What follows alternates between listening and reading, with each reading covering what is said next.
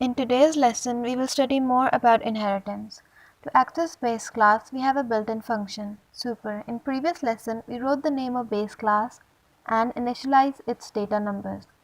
We will do the same work, but we will use super keyword. How does it work? After super keyword, we have init method, which will be a constructor of super class. We are passing f name and last name, which will be received from this constructor call.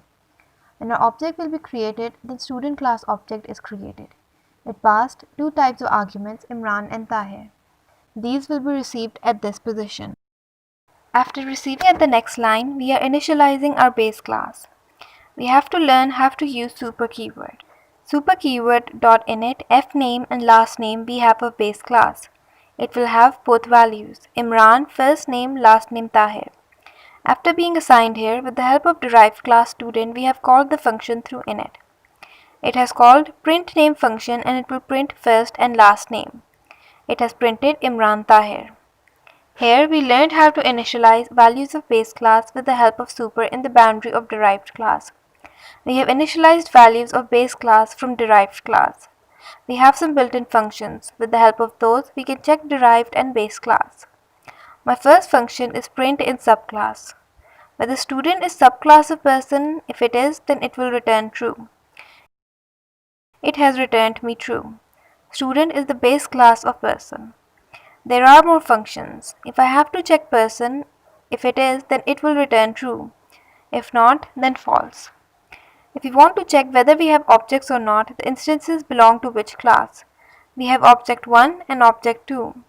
Object 1 is the instance of person. If it is true, it will return true. Object 2 is the object of person.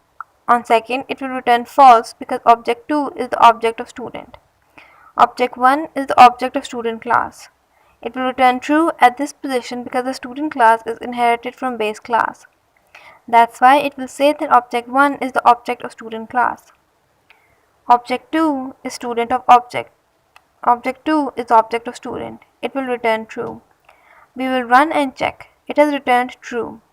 True, false. Object 1 is not the object of student class because it is the object of person. If we will write object 2 is object of person class. It will return true because it is an inherited class. In object 2, all the functionalities of object 1 are available. Till here we learned how to use super keyword and built-in functions. Like C++, Java also gives us multiple inheritances. Means to derive one class from more than one parent class. We have two classes. The new class derived, which we made, is being derived from base 1 and base 2 class. In base 1, it is written object. We define object because we have to make this class parent class. Whichever class we have to make as parent class, then we write object in that.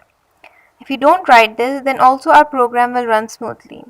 After creating object, when I will call print function, then in string 1, the value will be of base 1 class. And in string 2, the value will be of base 2 class.